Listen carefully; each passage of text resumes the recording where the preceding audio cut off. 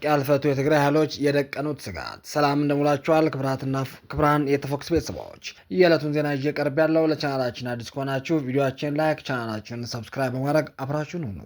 የሰሜኑ ጦርነት ከቋጨው የፕሪቶሪያ ስምምነት በኋላ የትግራይ ኃይሎችና የፌዴራል መንግስት ከፍተኛ አዛዦች የትግራይ ኃይሎች ትጥቅ ለማስፈታት ለማሰናበትና መልሶ ለማቋቋም በናይሮቢ የመግባቢያ ሰነድ ቢፈራረሙ አሁን ድረስም ትጥቅ ያልፈቱ በርካታ ተዋጊዎች እንዳሉ ተጠቅሷል። በግንቦት ወር 2016 ዓ.ም የብሔራዊ ተሃድሶ ኮሚሽን ምክትል ኮሚሽነር አቶ ተስፋ አለም ሂደጎ በስምምነቱ መሰረት 274800 የትግራይ ኃይሎች ትጥቅ እንደፈቱም ለቢቢሲ ተናግረው ነበር። ሆኖም ይህ በተባለ በአንድ ዓመት ከ6 ወር ጊዜ ውስጥም ትጥቅ ፈቶ ወደ ሰላማዊ ህይወት የተቀላቀለው 33 ሺህ ያህሉ ብቻ እንደሆነም ከአንድ ወር በፊትም ኮሚሽኑ ገልጿል። የስምምነቱ አፈጻጸም መጓተትና መጣስ በተደጋጋሚ ለሚነሱ ግጭቶችና አለመረጋጋቶችም አንዱ ምክንያት ሆኗል ተብሏል። ባለፈው ሳምንት የትግራይ ኃይሎችና የአገር መከላከያ ሰራዊት በጸለምት አካባቢ ግጭት ውስጥ ገብተው እንደነበርም ተጠቅሷል።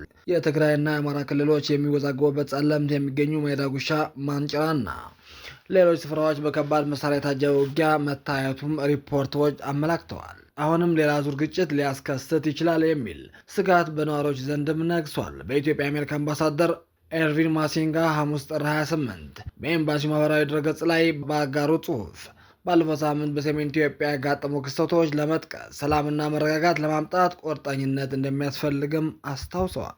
ማሲንጋ ዘላቂ ሰላም ከባድ ስራ ምክንያቶችና ስክነት የሚጠይቅ ቢሆንም የተሻለው መንገድ ይህ ነው ብለዋል። በትግራይ በኩልም በደቡብ ትግራይ በሚል ስያሜ የሚጠራው የራያ አካባቢ የይገባኛል ጥያቄዎች የሚነሱባቸው አካባቢ ኦፍላና ዛታ ወረዳዎችም ኮረም አላማጣ ከተማ፣ ራያ አላማጣ ወረዳና ራያ ባላ ወረዳዎች ናቸው።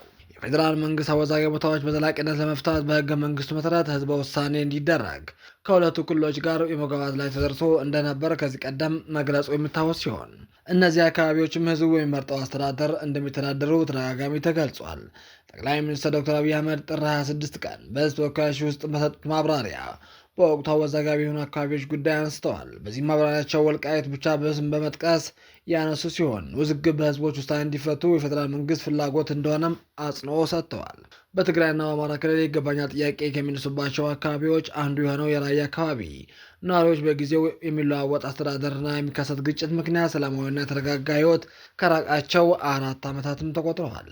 የሰሜኑ ደም አፋሳሽ ጦርነት ተከትሎ በአማራ ክልል ስር የገባው አካባቢ ከዚያ በኋላም አንዴ በትግራይ ጊዜያዊ አስተዳደር ሌላ ጊዜ ደግሞ በአማራ ክልል ከዚያም በፌዴራል ኮማንድ ፖስት ስር ሲተዳደር ነበር።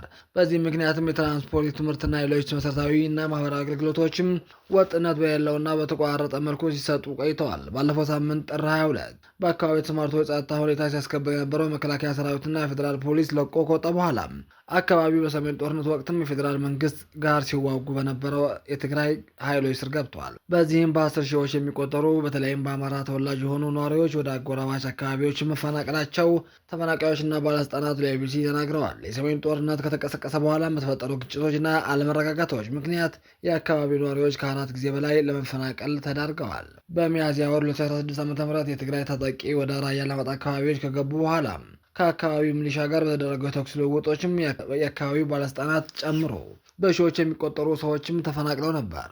በወቅቱ የተባበሩት መንግስታት ድርጅት ሰብአዊ እርዳታ ማስተባበሪያ ጽሕፈት ቤት የተፈናቀለው በቆቦ የተጠለሉ ሰዎችም 42,000 ገደማ እንደሚደርሱ በሪፖርቱ ገልጸዋል። ከዚያም የአካባቢው ጸጥታ የሚያስከብረው መከላከያ ሰራዊት ጋር በመነጋገር ተፈናቃዮች ወደ ቀያቸው ተመልሰው ነበር። ሆኖም ከዚህ ጊዜ ጀምሮ በከተማው ያሉ ትምህርት ቤቶች ተዘግተው መቆየታቸውና አንዳንዶቹም ተዋጊዎች ማረፊያ ሆነው ሲያገለግሉ እንደነበር ከዚህ ቀደም ቢቢሲ ያነጋገራቸው አንድ ነዋሪ ተናግረዋል። በአላማጣ ከተማ 8 አንደኛና ሁለተኛ ደረጃ ትምህርት ቤቶች እንዳሉ የጠቀሱት ወላጁ ሁሉም በመዘጋታቸው ልጆች በስነ ልቦና ችግር እንዲሁም ለስደት የተዳረጉ ነው ብለዋል። የአሁኑ መፈናቀልና ውጥረት የመጣው አካባቢ በዚህ ያልተረጋጋ ሁኔታ ባለው ወቅትም ነው። ለደህንነታቸው ሲባል ስማቸውን ሊጠቀስ ያልፈለጉት የአካባቢ ነዋሪም በአሁኑ ወቅት በርካታ ሰዎች መፈናቀላቸው ለቢቢሲ ተናግረዋል። የአካባቢ ነዋሪ የሆኑ አንድ ግለሰብ ብዙ ህዝብ ነው የተፈናቀለው፣ ይህ ለማወቅ ከተማው ላይ ያለው ሁኔታ ማየት በቂ ነው ብለዋል። ከተማ ባዶ ነው፣ የተፈናቀሉ ሰዎች ግን ምን ያህል እንደሆኑ አላውቅም ብለዋል። የዚህ የተፈናቀሉ ሰዎች መደበኛ የሆነ መጠለያ ተዘጋጅቶላቸው ያረፉ ቦታ እንደሌለ የገለጹት ነዋሪው በሆቴል አልጋ ይዘውና 3 ለ4 ቤት ተከራይተው እንደሚገኙ ተናግረዋል። ለዚህም በአንድ ቀን በአልጋ ብቻ በትንሹ 400 ብር አካባቢ ለመክፈል ተገደዋል ብለዋል። ስማቸው እንዳይጠቀስ የጠየቁት የአማራ ክልል የተሾሙ የቀድሞ አካባቢው ባለስልጣናት በበኩላቸው ከ60 ሺህ በላይ ነዋሪዎች መፈናቀላቸው ተናግረዋል። የተፈናቀሉ ሰዎች ከ60 ሺህ በላይ ይሆናሉ። ከራያ አካባቢ የሚገኙ 6 ወረዳዎች ነው የተፈናቀሉት። ወደ ቆቦ፣ ወልዲያ፣ ሰቆጣ፣ ደሴ እንዲሁም ወደ ሌሎች አካባቢዎች የሚሄዱም አሉ። የቆቦ ከተማ ከንቲባ የሆኑት ኃይለ አብ ወንድማገኝ በከተማው የተለያዩ ቦታ ተፈናቃዮች ሰዎች እንደሚገኙ፣ ነገር ግን የተፈናቃዮችን ቁጥር እና ያሉበት ሁኔታ ለማወቅ አማር መረጃ እያሰባሰቡ እንደነበርና ሲደርሳቸው እንደሚገልጹ ተናግረዋል። ከአካባቢው የተፈናቀሉ በተጨማሪ ከዚያ ያሉ ነዋሪዎችን በስጋት ውስጥ መሆናቸው ገልጸዋል። አላማጣ ከተማ የሚኖሩ አንዲት እናት ሰዎች ተፈናቅለው ወደ መጡበትና እርሳቸው ግን ከቤተሰቦቻቸው ጋር ተደብቀው ወደሚገኙ ተናግረው ልጆቼን ይዤ በወጣ ምን እበላቸዋለሁ? አርፋለሁ ብዬ አልወጣሁም፣ ግን ስጋቱ ውስጥ ነው ያለሁትም ብለዋል። ክቡራትና ክቡራን ተመልካቾቻችን የዕለቱን ዜና በዚህ ቋጨን። ቀጣይ በሌላ ፕሮግራም እስክንገናኝ ቸር ቆዩ።